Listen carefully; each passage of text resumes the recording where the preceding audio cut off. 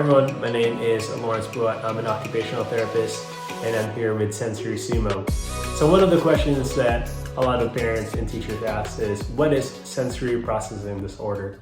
Everyone has sensory issues and we all have our preferences. Some people don't mind the sound of people chewing their gum, and for others, they find it really irritating. Well, that's an example of a sensory preference.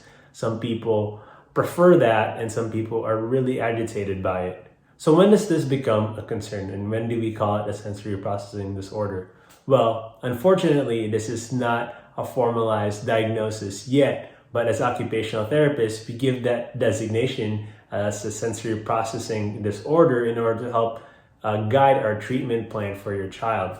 So sensory processing disorder is given to a child if their sensory processing is affecting their everyday function. For instance, if they're unable to process the sound and the busyness of a classroom, then we're going to give the designation of a sensory processing difficulty. I like to say difficulty rather than a disorder because every classroom is different. So whether it's environmental modification, like changing the environment or being able to provide them with tools such as an earphone, we're there to provide that for your children. We're able to say that they have sensory processing difficulties in this current environment because a lot of us have different preferences. Some kids just get lucky and get into a classroom that are really match their sensory needs. And you find that sometimes when they're in one classroom, they're totally fine. And when they move up to the next grade or they have a new set of classmates, they have more concerns. They're not listening more.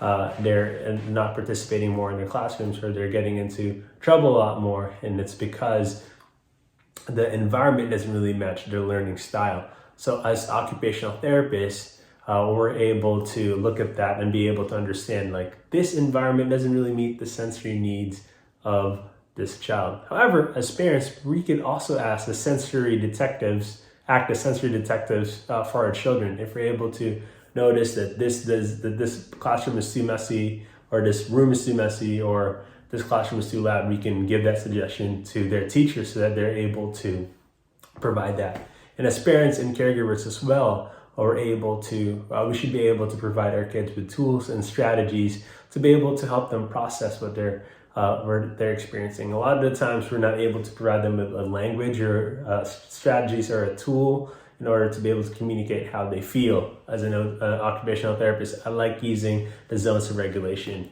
by Leah Kuipers. So it's a really good tool to be able to help our kids understand how they're feeling. So the zones of regulation is divided into 4 zones: the green zone, the red zone, the yellow zone, and the blue zone. And the green zone pretty much talks about a regulated state where we want to be, the state that we're ready to learn. So the emotions associated in this zone is feeling happy, feeling ready, and feeling ready to learn. And the yellow zone is a place where we're a little dysregulated, but not so regulated. We could easily go back into the green zone with a sensory strategy. So yellow zone is when we feel a little too excited, maybe a little frustrated, maybe worried or anxious. And this is pretty much where we teach our kids to be able to catch themselves so that they can go back in the green zone. Because this could happen in the classroom, this can happen on the playground, this can happen during transitions. And when we provide our children with this tool, they're able to communicate that to an adult or be able to tell themselves that I need to take a break in order for me to be able to go back in the green zone and be available for learning in school or be available to participate in group activities, such as playing soccer or being part of PE. And then we have the red zone. The red zone is the most dysregulated state where they're really angry and they're really upset. And when children are in this zone, you teach them that they need just time for themselves because whenever they try to interact with others, they may get frustrated easy. And then finally, we have the blue zone where they're feeling sad, tired, or sick. And when we provide them with this scaffolding to be able to understand where they are in the zone that they're in, they're able to understand themselves more and being able to ground themselves more. So a lot of the times as parents, as educators, we really want them to learn. If you look at the pyramid, we want them to be able to learn class and be able to learn higher executive functioning skills, which is great. But if we're not able to meet their needs of feeling safe, feeling secure, feeling that they're in their bodies, It doesn't really matter how good your lesson plan is or how good your plan is for the day.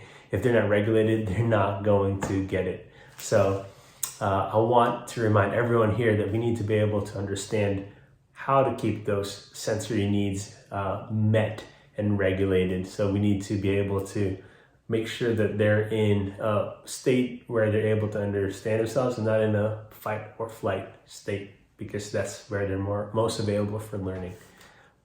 Okay, well, that is a long-winded explanation to the difference between sensory processing disorder and sensory issues, but I think it's really important for us to understand where we are, and understanding a language we'll be able to provide our children and our students. All right, this is your friendly OT Lawrence with Sensory Sumo. Thank you for listening in. Bye.